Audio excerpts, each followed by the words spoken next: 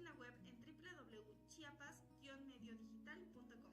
Y recuerda, en Chiapas Digital, las noticias al instante.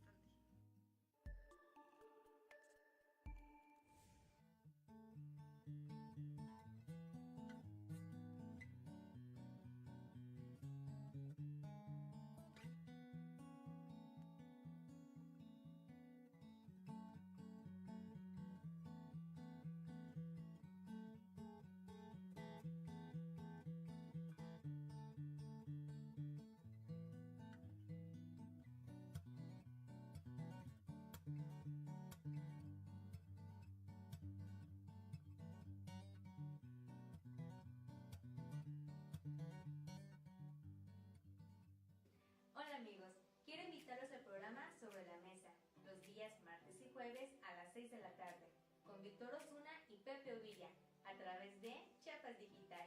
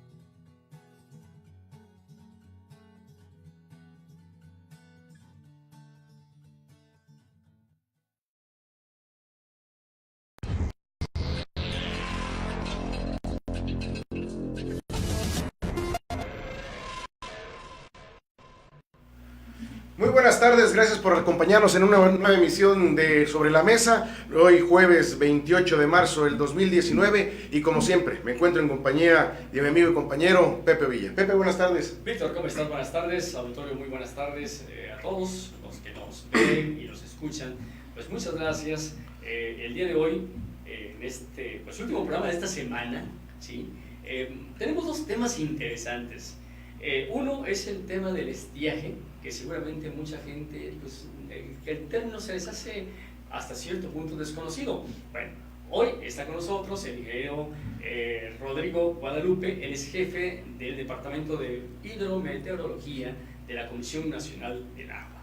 Y por otro lado, el otro tema que habremos de abordar en este programa es el del volcán Chichonal. Hoy, exactamente un día como hoy, pero de 1982, el volcán Chichonal hizo erupción. Un tema pues histórico para muchos chiapanecos. Muchos de las nuevas generaciones a lo mejor han escuchado hablar, pero quien nos tocó vivir esta experiencia pues fue extraordinaria porque conocimos muchas cosas, nos hizo abrir los ojos sobre temas interesantes. Y para ello también va a estar con nosotros en los siguientes minutos el maestro Mario Tacías Aquino, periodista y además estudioso y conocedor del tema, porque él vivió ese momento histórico de aquel 28 de marzo de 1982. Excelente, dos temas muy interesantes, uno testimonial, el otro más institucional y un tema bastante importante, el tema del estiaje. Chiapas es un estado campesino, productor de leche, donde se necesita el agua. Pues sin más preámbulo, le doy la bienvenida al ingeniero Rodrigo Guadalupe Paredes, jefe de proyecto de hidrometeorología de la Comisión Nacional del Agua en Chiapas. Ingeniero, bienvenido. Muchísimas gracias por invitarnos al espacio y estamos preparados para compartir lo que necesiten conocer acerca del tema. Muchas gracias. Pues yo creo que iniciaríamos comentando, que nos comente qué es la época de estiaje. Okay. La temporada de estiaje o época de estiaje es un periodo que se repite todos los años, es un periodo cíclico que para el caso del sureste mexicano y prácticamente para todo el país se agudiza o es más, se nota más en los meses de febrero a abril, lo que es febrero, marzo, abril, antes del inicio de la temporada de lluvias, incluso podríamos decir después de que concluye la temporada de lluvias. La temporada de lluvias abarca el periodo de mayo a noviembre, pero en el sureste mexicano hay lluvias todavía en lo que es diciembre y enero por la ocurrencia de frentes fríos que generan lluvias principalmente en la porción norte del estado de Chiapas y en la península de Yucatán, etc. Entonces, a partir de enero, la lluvia comienza a disminuir. Febrero, marzo y abril prácticamente llueve muy poco. Podríamos decir que incluso marzo es el mes del año en donde menos llueve. Hay uno que otro evento por ahí con precipitaciones asociados todavía a los frentes fríos, pero hay un receso importante de las lluvias. De hecho, cuando observamos el gráfico de la lluvia media, viéndolo de enero a diciembre, vemos que en enero, febrero, marzo, abril empieza ahí a crecer la curva lentamente, y en mayo se dispara, comienza con una pendiente importante. La curva de lluvias es como lo podemos ver o explicar gráficamente. En conclusión, es el periodo del año en donde la precipitación se reduce significativamente. La tan mencionada época de sequía, a la que le tienen miedo los campesinos y ganaderos de todo Chiapas, ¿no? ¿Cómo afecta el fenómeno de la sequía, ingeniero? Pues sobre todo al campo. Sí, cuando hablamos de sequía, nos estamos refiriendo a una consecuencia de que haya habido una disminución en la precipitación. No necesariamente la sequía se da durante el estiaje. El estiaje es el periodo donde llueve poco, pero todo no llueve. Cuando hablamos de sequía, en términos así específicos de la definición, es una consecuencia de que no haya llovido en una temporada de lluvias, cosa que no ocurre en el sureste mexicano, mucho menos en el estado de Chiapas, porque aún así pues hay sus lluvias aisladas. En los estados del norte sí se puede hablar de sequía porque ha habido años completos en donde dentro del periodo de lluvias prácticamente no llueve. Entonces, la consecuencia de eso es pues de que los niveles de los ríos bajan o se secan totalmente los cuerpos de agua. La vegetación también tiene un impacto pues, bastante fuerte, porque empieza a morir, y toda la actividad que tenga que ver con el uso del agua o el uso de la vegetación propia, o sea, los ganaderos, todo eso pierden mucho a consecuencia de ese efecto, que es en este caso la sequía. Para el caso de Chiapas, podemos hablar de sequía, pero en términos de sequía meteorológica. ¿Qué quiere decir sequía meteorológica? Quiere decir que comparando con la lluvia promedio histórica, y cuando hablamos lluvia promedio histórica nos referimos a los 30 años antecedentes a donde estamos evaluando, ¿sí? Comparando con ese promedio, puede haber déficit de la lluvia en lo que se registra el periodo que estamos actualmente evaluando. Por ejemplo, ahora mismo, si nos referimos a la temporada de lluvias del año pasado, 2018, es decir, algo que ya ocurrió, cuando hicimos todo el balance vimos que hubo un déficit del 35% con respecto a la media. Eso quiere decir que llovió 35% menos que debió haber llovido. 2018. Ahí podríamos hablar de sequía meteorológica, porque hubo una disminución de la precipitación con respecto a un promedio histórico. Sin embargo, no podemos hablar abiertamente de sequía como nosotros estamos acostumbrados a ver, porque pues de todos modos llovió. Claro. Entonces ahí está la diferencia. Puede ser sequía meteorológica porque hablamos de un déficit de precipitación. Obviamente tiene sus impactos. Y los impactos los estamos viendo, por ejemplo, este año, con ese déficit tan fuerte del 35%, pues actualmente los niveles de los ríos están bajos. Por ejemplo, las presas, aquí en Chiapas, ustedes saben, está el sistema hidroeléctrico Grijalva, inició el año con niveles muy bajos, porque hizo falta el 35% del escurrimiento. Así que hay un déficit del 35% de la lluvia, pero también impacta en el escurrimiento de los cauces, porque es lo que lleva la lluvia. Actualmente, ¿qué ríos tienen ustedes reporte como Comisión Nacional del Agua que se encuentran muy bajos en sus niveles? Prácticamente todos los ríos del estado. ¿Agua Azul? La zona de Agua Azul, digamos que está bajo, pero no en condiciones críticas. O sea, lleva su caudal base. Agua Azul también está ubicado en la porción norte del estado, que recibe lluvias durante el invierno, es decir, recibe lluvias casi todo el año. Está menos castigado. Los ríos en donde los niveles están más bajos es a lo largo de la costa, y los ríos que se ubican en la depresión central, que es donde se ha visto el mayor déficit de precipitación.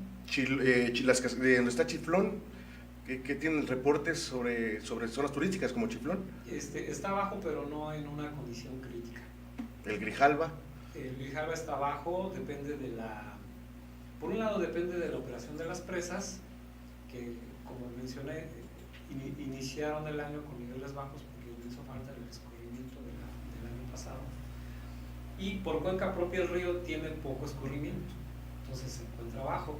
A lo mejor aquí en Chiapa de Corzo no lo vemos tan bajo porque se estableció un acuerdo en diciembre para que el nivel de la presa Chipacén mantuviera una elevación tal que el embalse alcance hasta la zona de Chiapa de Corzo. El embalse me refiero al lago, cuerpo de agua, al espejo de agua, digamos, y pues el río queda adentro, queda ahogado en el propio embalse. Entonces vemos un río con caudal y la operación normal de las embarcaciones. Sí, porque las embarcaciones turísticas pues dependen del río, ¿no? Claro. Chiapa de Corzo, el embalse, ahí llegan todos los turistas que quieren hacer un recorrido en el cañón del Sumidero, ¿no? Así es. Incluso los años anteriores a 2018 también han sido con déficit de lluvia, lo que es de 2015 para acá específicamente. Todos los años han sido deficitarios en términos de precipitación. 2014, 2013, 2012, 2011, 2010 han sido años con superávit de lluvia. Es decir que si evaluamos las condiciones de lluvia en intervalos de 10 años, pues más o menos hay un equilibrio. ¿Sí? De 2010 a 2014 hubo buenas condiciones de lluvia y de 2015 para acá déficit, pero en términos más generales está equilibrado. 2019, ¿cómo se prevén las lluvias en el estado de Chiapas? Todo el patrón de precipitaciones depende de la relación océano-atmósfera. Ese patrón ha estado influenciado desde 2015 por lo que conocemos como el fenómeno del Niño. El fenómeno del Niño tiene que ver con la variación de la temperatura superficial del mar del Pacífico. Cuando esta variación se encuentra por arriba de un promedio también, es que hay condiciones de calor en la superficie del océano y la humedad se mueve hacia el ecuador. ¿Sí? Entonces deja poca agua precipitable en la latitud de donde se encuentra el estado de Chiapas y por el sureste mexicano. Entonces por eso llueve menos, por las condiciones del Niño, es decir, temperaturas superiores a la media en el agua superficial del Pacífico. Esa condición está actualmente dominando y la temporada de lluvias de este año va a iniciar con esa condición, con la condición del Niño todavía. ¿Qué quiere decir esto? Que estaríamos esperando una temporada de lluvias de 2019 todavía con déficit. A lo mejor puede haber una recuperación en términos del año pasado, porque el año pasado de todos los que evaluamos ha sido el más extremoso en cuanto a déficit de lluvia, pero es probable que 2019 tenga una recuperación en cuanto al déficit. Sin embargo, esta va a seguir por debajo de la media. Nosotros prevemos que las lluvias comiencen hacia finales de mayo en el estado de Chiapas y inicien con cierto déficit. Pudiera haber una recuperación hacia los meses de septiembre y octubre, pero pues dependerá de ese comportamiento de la temperatura superficial en el Pacífico. Hablamos de dos fenómenos que usted acaba de mencionar, ingeniero, el famoso fenómeno del Niño. Y hay otro más, que es el fenómeno de la Niña, ¿no? Sí, es el opuesto. ¿Qué diferencia hay entre estos dos fenómenos? Y bueno, ¿y qué tiempo se presenta cada uno de ellos, ¿no? Sí, fíjense que su pregunta es muy interesante y es obvio, ¿no? Porque vivimos en un mundo dual, ¿no? Donde hay de dos. Hay arriba, hay abajo, hay blanco, hay negro. Hay fenómeno del Niño, entonces hay fenómeno de la Niña. La Niña tiene que ver con lo opuesto, es la temperatura superficial del mar se ubica por debajo de la media. Esto hace que la humedad se concentre más o menos en la zona del Golfo de Tehuantepec y digamos en la parte sur de las costas de Chiapas, y entonces se genera mayor precipitación en todo el sureste. El Niño tiene que ver con déficit de lluvia, la Niña tiene que ver con un exceso de precipitación, pero eso es la parte opuesta al fenómeno. Uno el exceso Y otra la escasez, ¿no? Otra vez escasez. Pero también hay condiciones neutrales. Las condiciones neutrales es cuando la temperatura superficial del mar se ubica dentro del promedio. El promedio está alrededor de los 24 grados centígrados. Entonces, cuando no hay esa variación, se mantiene en condiciones normales, y lo que ocurre es que dentro de la temporada de lluvias se presentan lluvias con respecto a la media. Es decir, muy parejito a la media, ¿no? ¿Cómo es interesante esto, no? De que en condiciones normales nos da una lluvia promedio, la promedio histórica. El último año que se observó eso fue 2013, condiciones normales. 2003. 2013. Hace 6 años, ¿no? Así es. De ahí siempre hemos tenido precipitaciones atípicas, ya sea niño o niña, ¿no? El último año donde hubo niña fue hacia finales de 2009, todo el año 2010, que incluso el año 2010 fue el año más lluvioso que se tenga registro, no solo en Chiapas, sino en todo el país. El año 2010 fue un año muy lluvioso. Aquí lo podemos observar para nosotros que estamos en la mesa, el gráfico, cómo va de extremo a extremo el año 2010 con el año 2018. Están a la par, nada más que uno es con superávit de lluvia y el otro es con déficit. Ha sido el último año con exceso de lluvia, pero también lo fue 2011, 2012, años de niña, años con precipitaciones importantes. Interesante, amigo. Interesante que saber lo que en este año 2019, pues vamos a iniciar con el fenómeno del niño. Es importante saberlo, con posibilidades de poder cambiar. Sequía en Chiapas. Puede ser la consecuencia de todo este déficit de lluvia. De hecho, hay un monitor de sequía que realiza el Servicio Meteorológico Nacional. Se puede ubicar la información en la página de internet del Servicio Meteorológico Nacional, que depende de la Comisión Nacional del Agua, y lo va actualizando cada 15 días.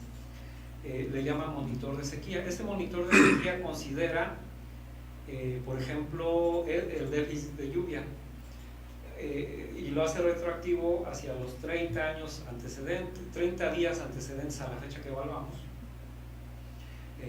60 días, 90 días hacia atrás, ¿no? Comienza a comparar con respecto a la media, qué tanto por debajo o por arriba de la media ha estado la precipitación, pero no solo considera esa comparación de la lluvia, sino también con la cobertura vegetal. A través de imágenes de satélite hay herramientas que identifican la salud de la vegetación, ahora sí que en todo el territorio nacional, ¿no? Entonces, con base a unos algoritmos que se tienen, se puede saber qué tan saludable está esa vegetación y comenzar a establecer algunos patrones para definir el monitor de sequía. Se actualiza la información cada 2 semanas en la página del Servicio Meteorológico Nacional, y con corte al 15 de marzo tenemos que, para el caso del estado de Chiapas, hay 48 municipios con condiciones anormalmente secas, es decir, que hay cierto déficit de precipitación. ¿Están repartidos en toda la entidad o hay una zona específica? Este reporte que traigo para comentar abarca todo el estado, pero incluso está para todo el país. El municipio más... Estamos hablando de casi el 40% de los municipios del estado, ¿no? Es correcto. Que enfrentarán este fenómeno. Condiciones anormalmente secas, que es que hay cierto déficit de lluvia, cierto estrés en la vegetación, lo cual pudiera ser normal porque estamos en el estiaje. Podemos también encontrar que hubo 42 municipios con condiciones de sequía moderada, es decir, un poquito más de estrés en cuanto a la vegetación, un poquito más marcado el déficit de lluvia. 5 municipios en condiciones de sequía severa. Nos referimos a los municipios de Altamirano, Chilón, Palenque, Salto de Agua y Tumbalá. Zona norte. En esa zona es en donde ha habido condiciones de sequía severa. Ahí ya hay más efectos, más consecuencia de toda esta inercia seca de los últimos años. Y como es una zona con mucha vegetación, pues está efectivamente más estresada. Y ubicamos, de acuerdo a este reporte del 15 de marzo, 3 municipios en condiciones de sequía extrema. Nos referimos a Ocosingo, Benemérito de las Américas y Marqués de Comillas. Esa parte oriental del estado de Chiapas, en donde se ve más marcada el déficit de lluvia, limítrofe con Guatemala. Y todo pareciera que estas zonas serían lo contrario, ¿no? Por el tipo de vegetación que tienen, condiciones y ubicación geográfica y todo es eso. correcto.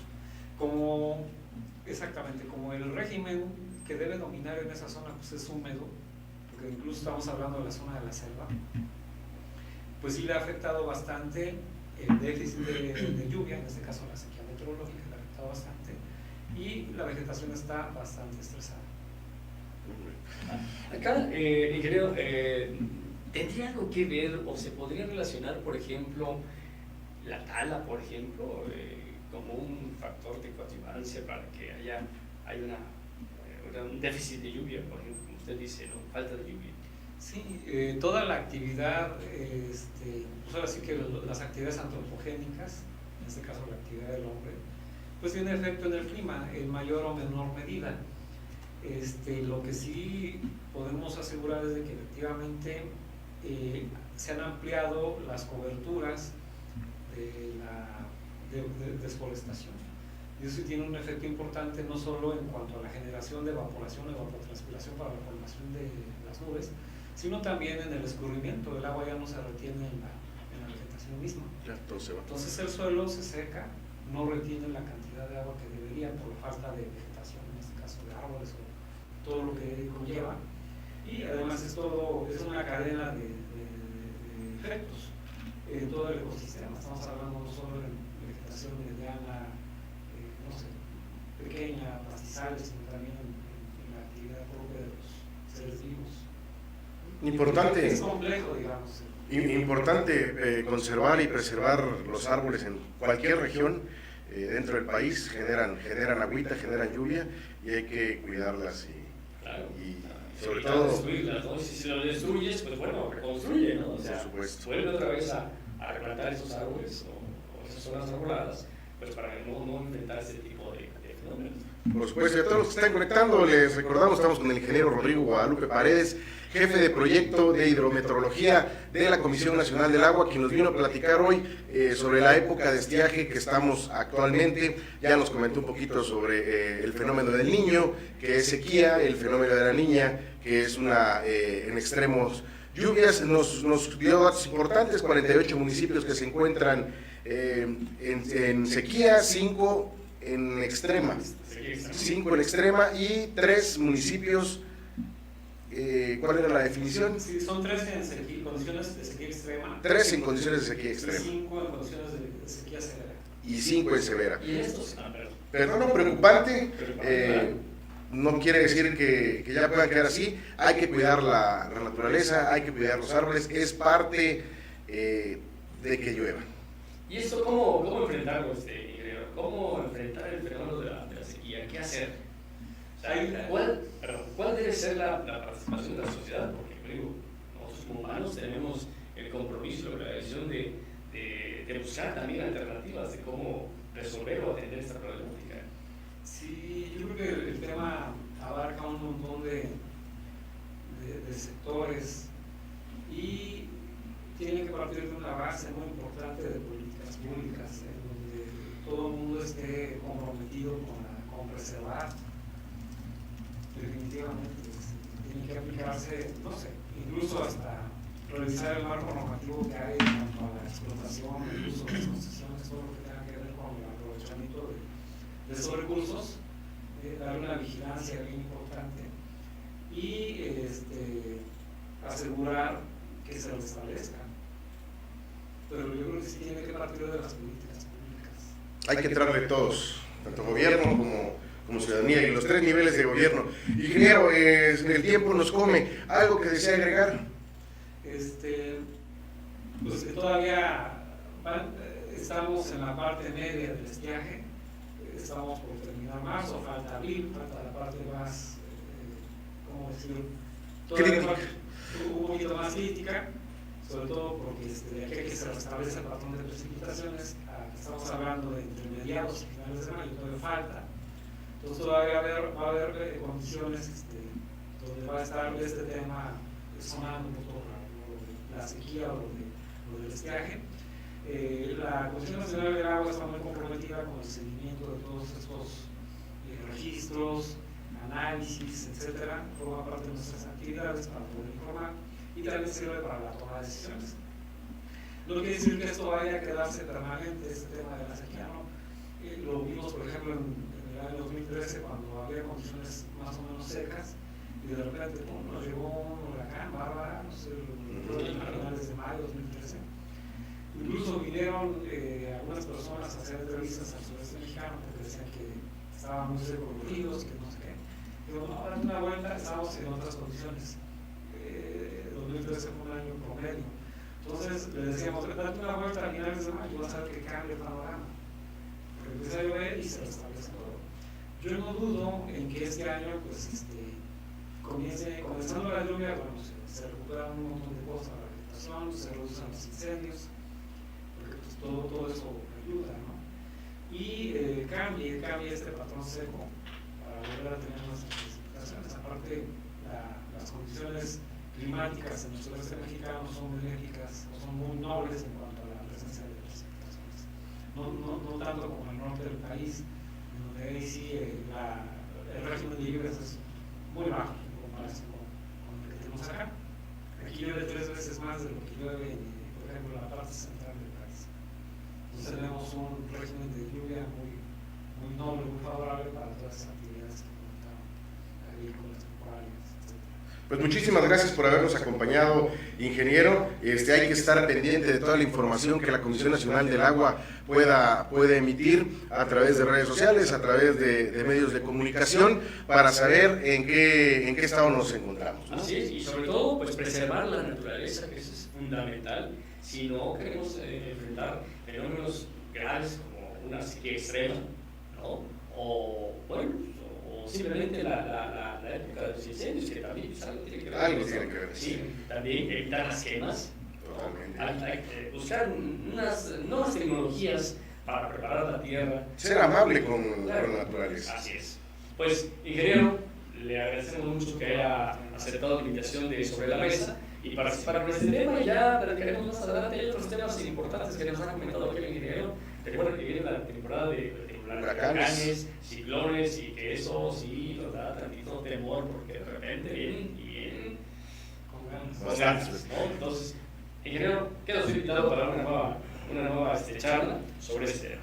Ahí queda abierta la puerta a la Comisión Nacional del Agua para que nos venga a dar los pormenores de la época de huracanes. Muchísimas gracias, le damos las gracias al ingeniero Rodrigo Guadalupe Paredes, jefe de proyecto de hidrometeorología de la Comisión Nacional del Agua en Chiapas. Y pues ahorita vamos a ir, nos indican que tenemos que ir a un corte comercial. Regresando, venimos con el tema del Chichonal, a 37 años de la erupción. Así es. No se vayan.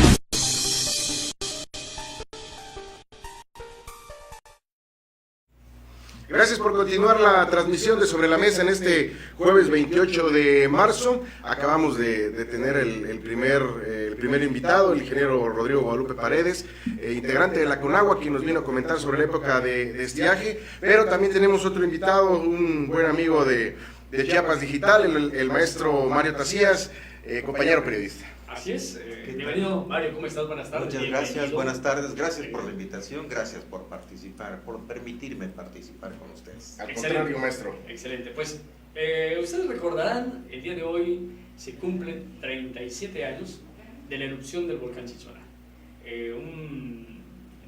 Pues ahora sí que un fenómeno que dio la vuelta al mundo, Que sigue dando mucho de qué hablar. Pero se conoció mucho de Chiapas en esa época, claro, cuando el Chichonal, ¿por qué? Porque eran toneladas de ceniza que caían, sobre toda la ciudad. Sobre toda la ciudad, sobre todo el mundo. Y déjeme decirle, Mario Tacías Aquino, periodista, pues le tocó vivir carne propia. En carne propia ese momento, con sus coberturas, ese momento para la televisión.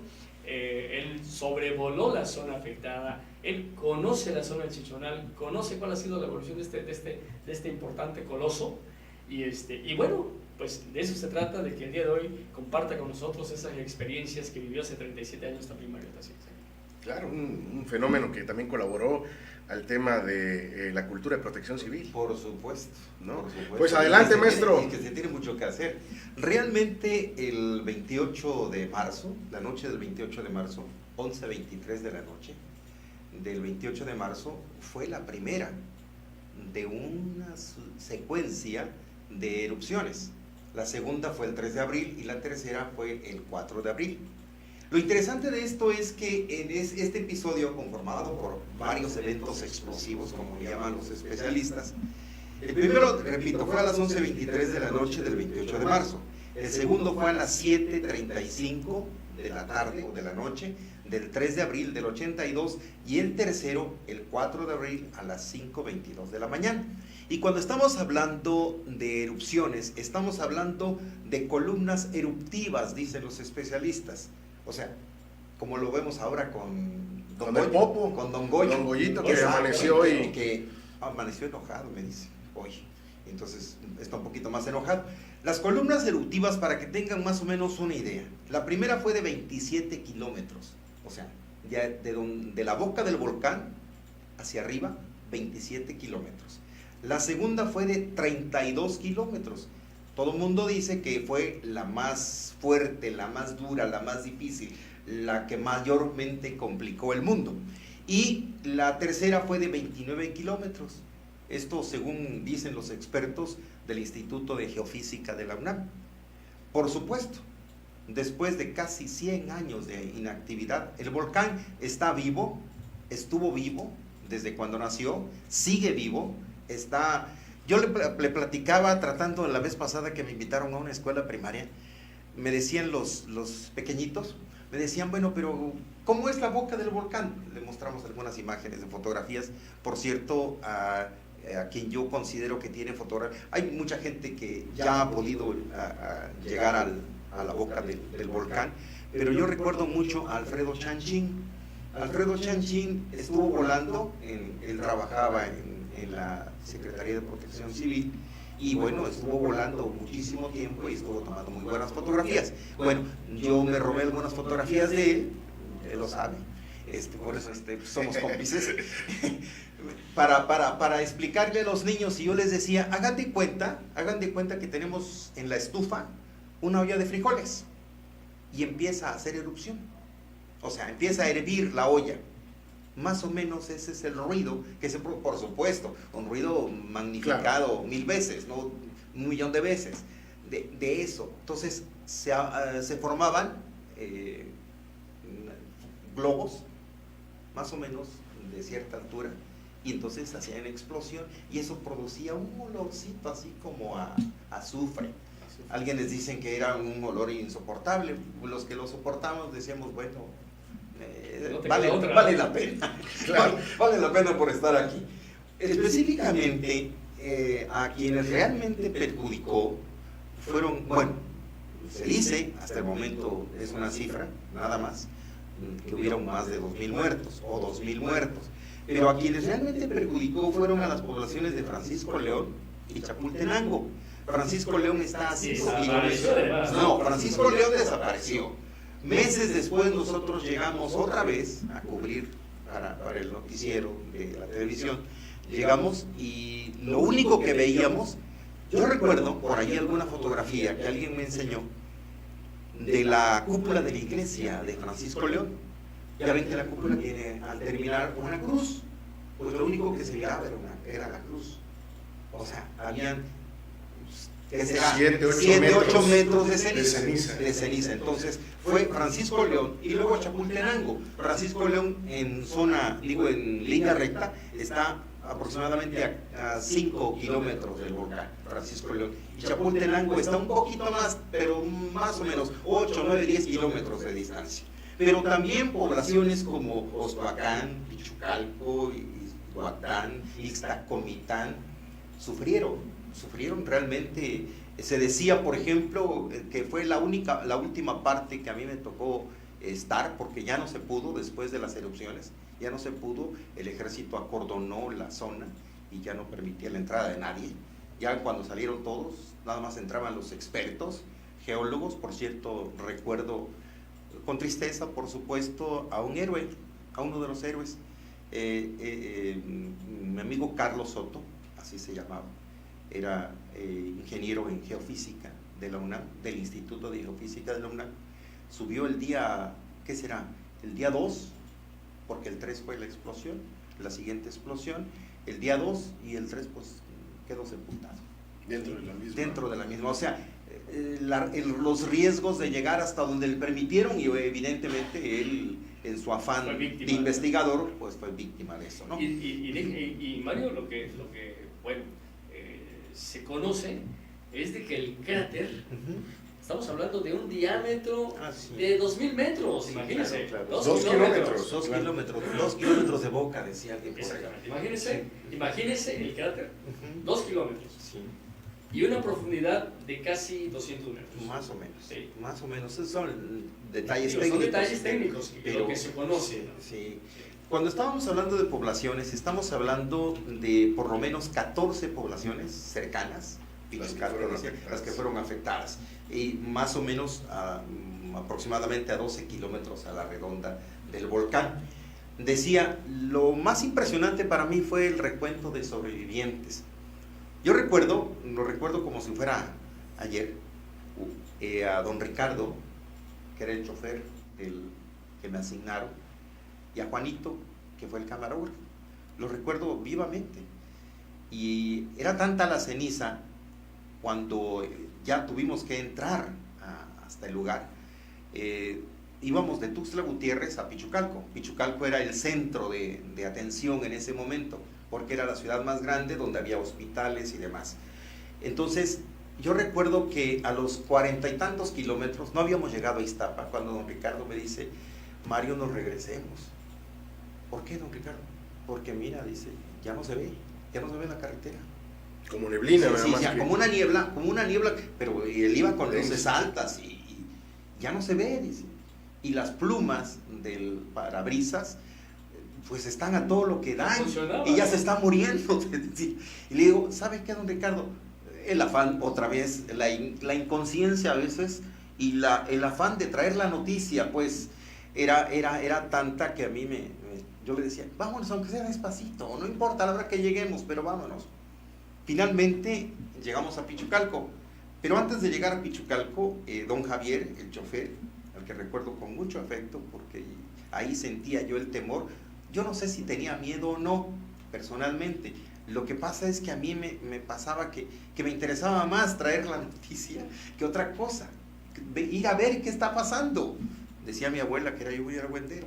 Entonces, a partir de allí me acuerdo que pasamos a comprar unas tortas en algún lugar antes de Chiapa de Corzo y las llevamos. Cuando llegamos a Pichucalco no teníamos hambre, lo que teníamos era una especie así como de dolor, de impotencia. Veíamos a gente a la altura de Rayón, que es un municipio ya cercano a Pichucalco, veíamos a gente cargando lo que traían sobre los hombros, con becapal, descalzos, muchos de ellos, con llagas, porque cayeron piedras incandescentes que los lastimaron. Algunas piedras, no solo eso, sino que destruyeron las viviendas en las cuales vivían. Por eso se dice que por lo menos fueron afectadas 30,000 hectáreas de cultivos de maíz, de café, de ganado. El volcán está a 1360 metros sobre el nivel del mar, más o menos. No aunque también redujo por supuesto, su tamaño, su altura, por la ceniza que le rodeó. Exactamente, se hablan de 1260 1260 metros de altura sobre el nivel del mar. Ajá. Y se dice, por parte de expertos o de investigadores del tema, es que con la erupción, pues simplemente, por lo que dices, la cantidad de ceniza que se expandió en sus alrededores, pues simplemente la altura se redujo en 200 metros. 200 metros más, sí, estamos hablando de 1060 metros. Que perdió en las erupciones. En las erupciones. ¿Recuerdan los datos que les dije? Esas columnas eruptivas eran de kilómetros. No podíamos decir, por eso es que el ejército, hay una anécdota curiosísima, a mí me trae muchos recuerdos esta anécdota que voy a comentarles, porque una de las columnas eruptivas era tan grande que el ejército entró a acordonar la zona digamos al amanecer del día 28, 7, 8, 9 de la mañana. Me acuerdo muy bien que para muchos era desconocido, para la gente de la zona no es desconocido el volcán, el volcán está vivo. Para la gente del volcán, para la gente que vivía alrededor del volcán, decían que estuvieron avisando permanentemente cómo se comportaba el volcán o lo que está pasando con Don Goyo.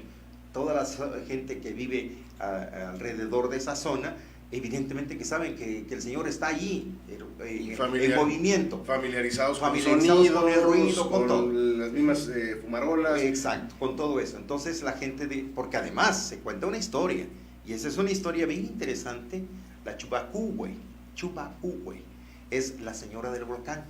Que por cierto, esa es una historia muy interesante. Interesantísima. Exactamente, es una historia muy interesante porque, son creencias. ¿No? Por supuesto. Son creencias sí. Que dicen, bueno, ¿por qué el volcán despertó? ¿No? Exacto. Y eso tú mejor que nadie conoces. Exacto. Entonces, la Chupacuhue es la dueña del volcán, la señora del volcán. En estos pueblos que he mencionado, Pichucalco, Ostoacán, Chapultenango, por lo pronto, de pronto aparecía una niña, en horas de la mañana, una niña común y corriente, digamos, del pueblo, pasaba por el pueblo, la descubría, le hablaba, ella contestaba, en fin, y se regresaba. Lo curioso de esto es que cuando regresaba rumbo al volcán, quien se iba era una anciana. ¿Sí? Y esta historia está documentada, es una historia de esos pueblos. Creencia popular. Creencia popular de los pueblos zoques. Esa historia dice que la dueña del volcán estuvo avisando que iba a suceder. ¿Sí? El volcán estuvo dormido X cantidad de años, más de 8.000 años. 8.000 años dormido. 8.000 años. Y de pronto la señora se enojó, la señora del volcán, y bueno, fue lo que pasó. Si alguien quiere corroborar la historia, podría ir a Chapultenango, o lo que queda de Chapultenango, a Francisco León, Ostoacán, todos esos lugares. Yo recuerdo, por ejemplo, a don Belisario, un músico marimbero de Ostoacán, que platicaba historias fabulosas del volcán, porque para ellos era común, ¿sí? Y ahí estaba nuestro volcán y lo disfrutaban de alguna forma, ¿no? Digamos que lo disfrutaban antes de la erupción, obviamente. Aunque se dice también, Mario, que antes de la erupción del día 28, sí, se dieron una serie de movimientos telúricos, sí, claro, ¿no? Sí. Que fueron como avisos. Y se les dijeron, ahí voy. Se hablaban de 30, por ejemplo, movimientos durante horas del día, y por la tarde ya se hablaba de un movimiento telúrico por minuto. Imagínate. O sea, aquello estaba vibrando, ¿no? Seguramente era la acumulación de gases que generaba. Que venían hacia arriba, ¿no? Que venían saliendo. Maestro, en ese tiempo no existía protección civil. No. ¿Cómo fue la alerta? Quienes ayudan fueron los militares, el ejército mexicano. El ejército mexicano. La anécdota va con lo siguiente. La mañana del día 29, ya no se permitió a nadie, salvo una persona, solo una persona, camarógrafo de TRM, David. Así es. David fue el único que pudo llegar hasta donde pudo llegar y hasta donde le permitieron, porque quienes iban en el helicóptero eran gente del ejército. Y entonces cuando empezaron a sentir que las aspas del helicóptero estaban como triturando piedra, es donde venía cayendo vámonos para atrás, y se salieron. Pero es el único periodista gráfico que logró captar esas imágenes. Y de hecho las imágenes las van a poder apreciar ahorita. Las pudimos recopilar. Ahí nuestro productor si las puede colocar. Y el ejército entró, ayudó a esa gente, no había un sistema estatal, nacional de protección civil, Nada. la gente corría por todos lados, Sí, no había un claro. protocolo que seguir. Lo que buscaban era protegerse. Protegerse. Lo que buscaban era protegerse. El hospital de Pichucalco fue insuficiente a las 2 horas de que lo acondicionaron para recibir a la gente. Yo me acuerdo... ¿Cómo llega la noticia a la capital de Chiapas? Eso fue lo impresionante. Era un día común, normal, común y corriente, y de pronto, en el caso personal, me habla el director, el ingeniero Arturo Toscano Escobedo, me habla a la casa, al teléfono de la casa, y dice: Mario, te tienes que ir porque parece que hay algo raro. Así me dijo, parece que hay algo raro, hizo erupción un cerrito por ahí. Más o menos, él era muy bromista. No fluía la información como Sí, fluye ahora. pues no, por supuesto que no había eso, no había esta facilidad que tenemos ahora. Y entonces, pues vamos, en el aeropuerto ya nos estaban esperando, en fin, se siguió el protocolo, se hizo lo que se tenía que hacer, pero inmediatamente el ejército acordonó la zona. El gobernador de ese entonces, Juan Sabines Gutiérrez, estaba pues, atento, pendiente, le dijeron: es algo grave, es algo fuerte. Hizo traer a Federico Moser, que era el decano de los geólogos de la UNAM, del Instituto de Geofísica de la UNAM, lo hizo traer, venía acompañado de Carlos Soto, y ya con esta explicación, digamos, de alguien que sabe, de un especialista, las cosas, digamos, que se tranquilizaron en nuestro ámbito periodístico. Y bueno, vamos a ver qué pasa, ¿no? Llegamos allá. Me acuerdo muy bien, y la anécdota es esta. En ese entonces, Guillermo Ochoa, que así se llamaba, transmitía un noticiero en la mañana en Televisa. Hoy mismo. Hoy mismo se llamaba el programa. Y entonces me acuerdo muy bien que en las primeras imágenes, esas imágenes en las que yo digo que se oía como que las aspas se trituraban algo y tuvo que regresar, en ese momento Guillermo Ochoa le dice al auditorio: nuestros camarógrafos han llegado y bla bla bla bla bla bla, con toda la parafernalia del mundo, y ya tenemos las imágenes. Son esas imágenes que el gobernador del estado ordenó subirlas. Y entonces, minutos después, el gobernador le dice: su camarógrafo está en Villahermosa, su camarógrafo no ha llegado al volcán, ni va a llegar, porque ya el ejército acordonó la zona. ¿Sí? Oiga, pero ¿de quién es de estas imágenes que nos envía usted, señor gobernador? Y pues fue lo que le dijo, ¿no? Es la única televisora, la única cámara que estaba en ese momento dispuesta para eso. Y ahí acabó. La anécdota a mí me decía: bueno, ¿cómo es posible que alguien tan serio para nosotros en ese entonces dijera eso, ¿no? Y dijo: bueno, sí, al final de cuentas la gente cree lo que ve. Aquí era tener la primicia. Era tener la primicia, por supuesto. Ya Lo que llegamos. fue nuestro medio, ¿no? Ya llegamos, y resulta que los señores pues, estaban en Villahermosa porque ya no podían más adelante, o sea, ya estaba cerrado el tráfico. Fue algo caótico. Cuando a veces vemos embotellamientos en las ciudades, Tuxtla Gutiérrez, en fin, las ciudades. ¿A Tuxtla llegó la ceniza? Sí. Por supuesto. Se dice que a Tuxtla hubieron zonas de Tuxtla Gutiérrez, ya vemos que la ciudad a veces corre mucho viento. Hubieron zonas en donde habían 2 centímetros de ceniza, y hubieron zonas en donde habían 5 centímetros. En promedio los especialistas dijeron que eran 2 centímetros, ¿no? Pero habían zonas en donde, pues sí, hubo bastantes. Pero una manera también de conocer, digo, Claro. a lo mejor no a detalle de lo que estaba ocurriendo en la zona de Chichonal, Sí. era que esa mañana del día 29, Mario, Sí. el día 28 fue la erupción. Sí. El día 29, la mañana del 29, Ujú. Tuxtla Gutiérrez amaneció oscura. Sí, claro. Amaneció como que si hubiera venido una Sí. neblina, pero... No se apagaron las lámparas de la ciudad. Exactamente. No se apagaron las lámparas de la ciudad. O sea, hemos padecido en algunas ocasiones una niebla más o menos oscura, pues como la del Chichonal, no ha habido ninguna hasta este momento. Como si estuvieran quemando en los alrededores de la capital. Más o menos, o sea, pero lo molesto era la ceniza, obviamente, y era lo que preocupaba a medio mundo. Bueno, ¿qué está pasando, no? Y no teníamos la información como la tenemos ahora. En ese momento decían, bueno, quién sabe, en fin, los religiosos obviamente que fueron a sus templos. ¿Cómo fue el clima pasada ya las erupciones? De mucha era preocupación, tenso. de mucha preocupación. Estamos hablando de más de 20,000 personas. 20,000 personas. De 20,000 personas evacuadas, ¿sí?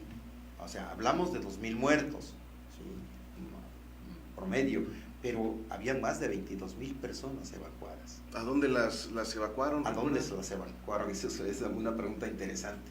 Los municipios aledaños al volcán fueron desplazados, la gran mayoría, y entonces tuvieron que llevarlos a los lugares más cercanos. Hay gente conocida nuestra que vive actualmente en Yucatán, hay gente que vive en Michoacán, hay gente que se fue, emigró a partir de la emigró explosión. a partir de la explosión.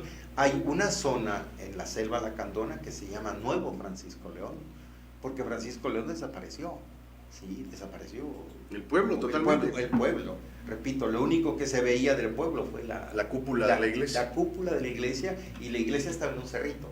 Quiero decir, o sea, la iglesia estaba en un cerrito, la recuerdo muy bien la fotografía, y pues bueno, ya no se podía ver más. Y en esas fechas hubo un desconocimiento parcial, diríamos, sobre este fenómeno. Se cuenta con un estudio, no había antecedentes, pues. Se dice que un geólogo alemán de apellido Mülleried hizo un estudio en 1928. Después, un reporte técnico de la Comisión Federal de Electricidad en 1981. Hay que recordar que el volcán también estaba cerca de Peñitas, de la presa hidroeléctrica Peñitas, sí, pertenece al municipio de Ostoacán. Y actualmente, me acuerdo muy bien, cuando aquel tapón de hace, no sé, 7, 8 años, quizá más, Exactamente. sí, todavía hay gente que piensa que son secuelas del volcán. ¿Sí? Y esto es lo interesante, ¿no? Eso es lo interesante. ¿Qué se está haciendo? Tengo entendido que la UNICACH, a través de un departamento, la CONAPRED y 2, 3 instituciones, están monitoreando permanentemente el volcán, porque está vivo, está vigente, y eso es lo increíble, ¿no? ¿Qué vimos nosotros? ¿Qué es lo que me acuerdo muy bien de don Ricardo, de don Javier, perdón, y el camarógrafo, que decíamos, bueno, ¿y a cuándo nos vamos a regresar? Sí. ¿No? ¿Cuándo nos vamos a regresar? Porque aquí no hay donde dormir, no hay que comer, no hay, o sea, y estamos hablando de Pichucalco, la ciudad más grande que está más cercana al volcán. ¿El presidente de la República vino a Chiapas? No me acuerdo, ahora sí que no me acuerdo, es una pregunta que no podría responder, pero no me acuerdo, pero supongo que sí estuvo en la zona, supongo que sí. Pero eso fue después, o sea, fue... Sí, claro, no durante la contingencia, haber sido pasada ya. Cuando había pasado y cuando el ejército le dijo, ya puede entrar, señor. La ceniza, ¿qué tiempo tardó en bajar, en quedar despejado el cielo? ¿Cuántos meses? ¿Meses? Meses. Se decía incluso, ya no sé si es parte de la leyenda del volcán, que en Arabia Saudita, Alemania, Japón, alcanzó la ceniza. Llegó la ceniza. Es que, de acuerdo con que los investigadores, la tercera erupción, la del día 4 de abril, fue la más grande. Esa fue la más grande, y además la ceniza dio la vuelta al mundo. Sí. Sí, lo que pasa es que ya había ceniza, pues allá arriba, en el espacio, en la atmósfera. Había ceniza que no bajaba, pues estaba ahí arriba. Pero los aires, el viento y demás, pues, seguramente que la fueron moviendo, empezó a arrastrarlas. Cruzó el continente. Cruzó el continente. Sí, había gente que decía que en Japón. Y hoy el volcán, pues que hasta turístico es, ¿no? Sí, es una zona donde llegan turistas, y yo le digo, con toda la responsabilidad del mundo, hay mucha gente que piensa que puede ser algo así como ir de picnic y a ver qué pasa, ¿no? Y pasarla muy bien y disfrutarlo y vivirlo. Posiblemente haya gente con ese carácter. Hace unos días la gente de Chapultenango prohibió la celebración de un evento cultural. Federico Álvarez del Toro, debo decirlo, porque formaba yo parte de ese grupo, pidió permiso para hacer un concierto en algún lugar, no en la boca del volcán, pero en algún lugar, hay 2, 3 lugares más o menos propicios para cantarle, o sea, para Conmemorativo. Pero la gente de la zona le dijo que no, dijo que no. ¿Por qué? Porque no es eso que estamos pensando. No es turístico, está vivo, el volcán está vivo. Y se llevó a 2,000 personas, Y se llevó a familias 2,000 completas, y después que muchas a viven 22,000. y seguramente, que muchas la libraron en ese momento y que seguramente les duele mucho la Es fecha, que, ¿no? pues imagínate, Víctor, la ceniza sepultó pueblos enteros. Pueblos O sea, enteros. imagínate nada más eso. O sea, Sí. digo, Es fue- impresionante. Cuando después regresamos, hubo muchísima gente trabajando, muchísima gente que tiene testimonios de esta zona, digamos, del estado, pero realmente el volcán fue el parteaguas de los fenómenos naturales. A mí me tocó cubrir, por ejemplo, el ciclón Herminia, que arrasó Jiquipilas y Cintalapa o parte de esos 2 pueblos. Y decíamos, ¿qué pasó con el Chichonal? Pasó algo que definitivamente, pues nosotros decíamos que no vuelva a pasar. Marcó a la todos los historia. chiapanecos y a la historia de Chiapas. Fíjate que la gente de Chapultenango, estaba yo hablando hace ratito de la señora del volcán, la gente de Chapultenango el sábado próximo va a hacer un homenaje, una rememoración a 37 años de la erupción. Enviaron la invitación el sábado 30 de marzo a partir de las 8 de la mañana en el domo de Chapultenango. ¿Cuál es la idea? Los zoques siguen resistiendo, porque no sé, dicen que la zona del volcán ahora es muy rica en metales y pretenden autorizar el funcionamiento de una que otra mina por allí. Y ellos dicen, ¿cómo es posible que vengan a sacrificarnos más? ¿No? Es homenaje a los muertos y a los desplazados. Y el día 30 es la proclamación del Plan de Defensa del Territorio Zoque. Organizados aún, luego de esa gran erupción, pues todavía hay secuelas Por supuesto, sociales. claro, por Es que supuesto. fue una gran tragedia. Es que fue una gran, es una tragedia, Así es. una tragedia. Nosotros, quienes vivimos de cerca el momento, decíamos, ¿cómo olvidar a aquel niño que Así iba es. con la pierna ardiendo, con la pierna con unas llagas? ¿Cómo olvidar a aquel anciano que se detuvo a decirnos si le dábamos un aventón al Pichucalco? Y 2, 3 más que se subieron a la góndola de la camioneta que llevábamos, y don Ricardo le decía yo, ¿sabe qué?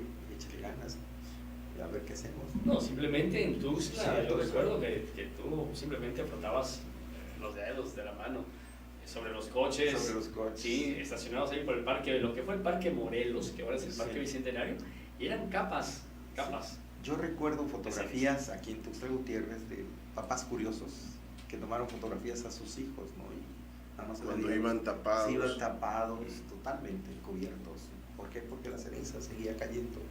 Sí, fue algo espectacular, algo extraordinario, algo que se salió, porque, bueno, ahora ya sabemos que existe, pero en ese entonces no sabíamos nada. Sí, un evento natural Ujú. extraordinario. Y pues para los que están viendo, les recordamos, estamos con el periodista Mario Tacías, quien cubrió en su momento parte de la... ¿Estabas en qué medio, dice? La televisión del Estado. En la televisión estatal. TRM. En la De tele- hecho, hay archivos allí, Hay que archivos. están, hay unos archivos impresionantes ahí, porque luego que se tomaron las imágenes del volcán, el ingeniero Federico Moser, que ya falleció, nos dio una explicación para que entendiéramos qué es lo que estaba pasando, ¿no? Excelente, pues ahí tenemos el testimonio del maestro Mario Tacías, periodista que estuvo en ese acontecimiento natural en Chiapas, la explosión del volcán Chichonal hace 37 años. 37 años, nos escribe Pilar Jiménez Martínez desde Veracruz. Gracias por vernos, Pilar. Ahí están escuchando y viendo la historia del Chichonal. Veracruz fue uno de los estados, Pues precisamente, también.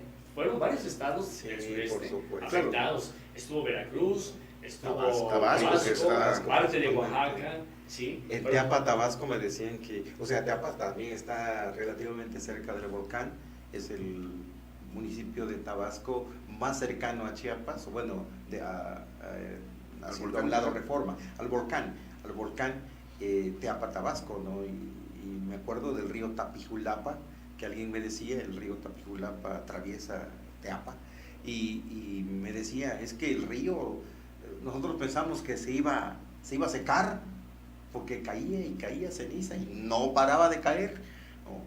Impresionante. ¿Cuántos ríos se secaron en la zona? Es incuantificable.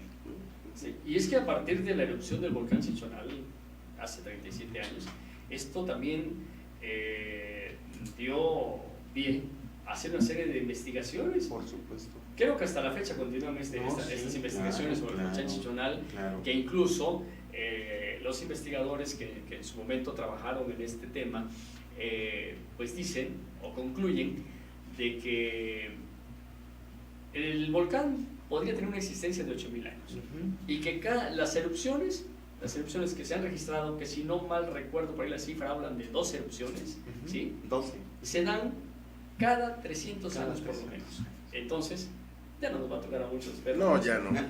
Pero interesante los que nos tocó ver es a los que no. Sí, por supuesto. Pues muchísimas gracias, maestro Mario Tacías, por habernos acompañado y darnos su testimonio sobre ese triste, doloroso capítulo en la historia de Chiapas.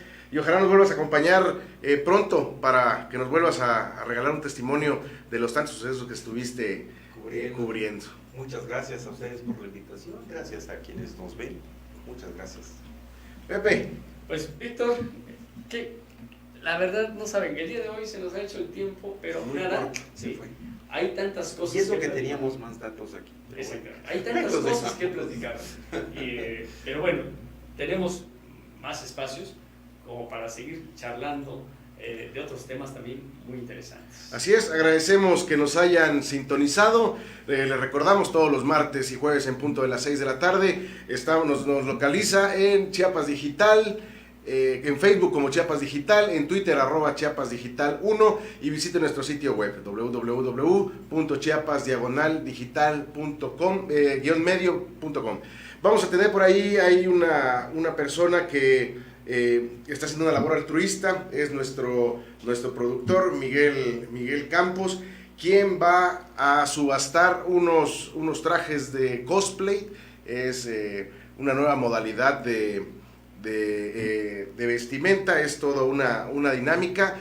Por favor participen, lo recaudado se va a dar a un hospital infantil aquí en la capital del estado, en Tuxtla Gutiérrez. Pronto vamos a sacar por ahí la información, ojalá pueda participar, colaboren, quédese con un bonito traje y ayudemos a esta noble causa. Así es, y yo creo que hay mucho que ayudar, necesitamos mucha ayuda. Y si no, pues recuerden el caso del día de ayer del hospital Belisario Domínguez del Iste, que triste decirlo, pero pues que simplemente está colapsado. En estado de emergencia, fue la palabra que utilizó el doctor. Su estado de salud es grave. Bueno, pues muchísimas gracias por habernos acompañado. Nos vemos el siguiente martes en punto de las 6 de la tarde sobre la mesa. Los esperamos y muchas gracias por su participación. Muchas gracias, maestro. Hasta la próxima. Hasta luego.